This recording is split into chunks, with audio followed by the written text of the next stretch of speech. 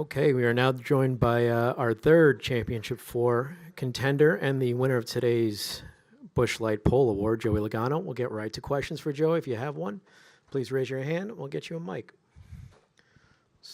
Go to Holly, Bob, Cole.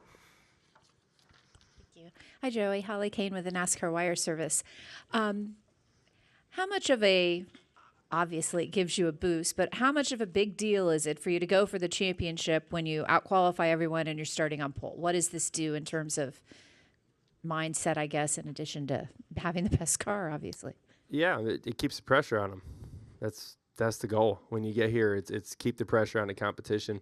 This team does amazing under the pressure, and that's why we thrive in playoffs and Championship 4 type moments. I love it. I love it. It makes me better, and I think it makes my whole race team better as well. And you know, I've been saying we've been preparing. We've had a lot of time to go over a lot of things here, and went over a lot last night and this morning with Paul and the team, and made seems like some good adjustments, at least for qualifying. It showed up, and hopefully that continues into the race. So good place to start, better place to finish. First pit stall will be helpful. You know, we got a good pit crew, but I think also when you can add that with the best pit stall, the camera line's right there in front of it, not too far ahead of it. So that's a big advantage. Go to Bob. Bob Hawkers, Fox Sports. Well, so does this make you the favorite tomorrow? And are you the guy who feels the least pressure and has the best car? We've been the favorite to win since the beginning of the year, if you ask me. That's my mindset. That's the way I go to a racetrack. If I don't go to a racetrack like that, I shouldn't show up. I've always said, doesn't matter what everyone thinks about favorites and odds and all that garbage that everyone posts. I don't care. I know what my odds should be, and I know what I feel like they are. So I feel great about our position. Like I said, I got a great team, and we've proven today we got a good horse. So we're ready to rock and roll. Well, Cole, then Jerry, then Reed. Cole Cusimano with the Arizona Republic. Joey, you mentioned the importance of that first pit stall or pit stall selection. Seeing how the 5-team excelled last year to win the championship in that fashion, just what was the emphasis on kind of attaining that throughout the weekend? Well, I mean, it's definitely part of it. And, you know, the facts are, I mean, it's great. Qualifying means a lot. Don't get me wrong. It means a little bit less when you're in the Championship 4 because at worst you're going to have the 4th best stall, which is still a pretty good stall here. You know, 1 is the best one for sure. But there's also the effect of the clean air and tuning your car to the clean air and staying up front and, you know, kind of working the race in that way. It's helpful. So, like I said, it's a good place to be. Bless you.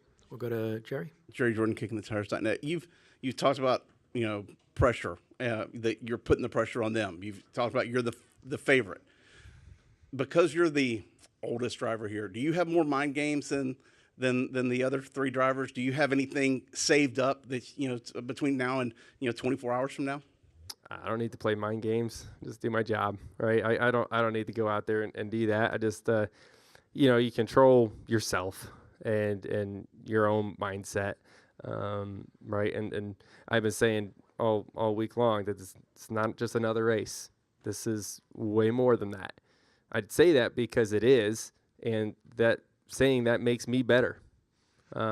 So that's why I go that way. While everyone else is saying it's just another race and we try to take the pressure off, I just don't believe that's the correct way of doing it. Yep. Go here to Reed. Reed Spencer with NASCAR Wire. Did you feel like you had a pole-winning lap when you ran it? No. No. Well, because we went slower than the run before. It seemed like tire fall off was a real thing.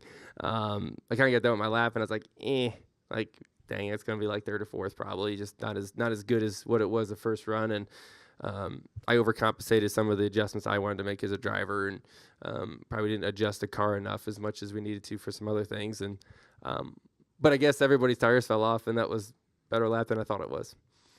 Joey Igo, Cronkite News. Joey, what does tonight kind of look like for you? Obviously, you said it isn't another race tomorrow. It's the biggest race of the season. Just what does tonight look like? Are you going to watch the Xfinity race? Are you just going to just block out the noise? Kind of just what does it look like? Well, once I'm done with you guys, we got a strategy meeting we want to go over. Just kind of what we want the race to look like for the 22 team, and what we're going to do in certain scenarios, and try to put all that stuff together. Which we already have. I don't really know why we're doing it, but we're doing it just to go over it again. And then my family comes in tonight, so I'll be able to spend a little bit of time. So once we're done with that, we're ready. I mean, we're prepared. Like I said, we've had plenty of time to go over everything, and so at that point, it's just probably take a little break. Last couple of days have been pretty intense for everyone. When you think of preparing for practice last night, early this morning, going over things, all that prep, into qualifying. So, good night's rest, and maybe a little walk with the family tonight. We'll call it good.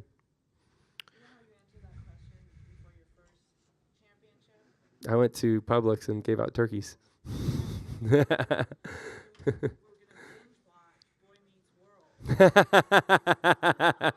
Still a great show.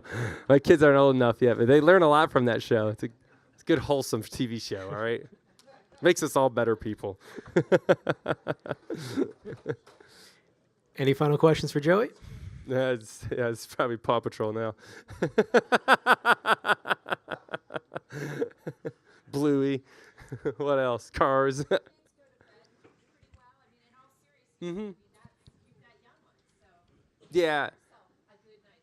Oh yeah. Well, we just got Hudson. The trip's really far for the other ones are really young, and we debated upon doing this. And Jameson, he's great, but he wakes up at 5 a.m. no matter what. And we tried putting him on West Coast time, like because we knew we were coming out here. So we tried putting him to sleep later and later.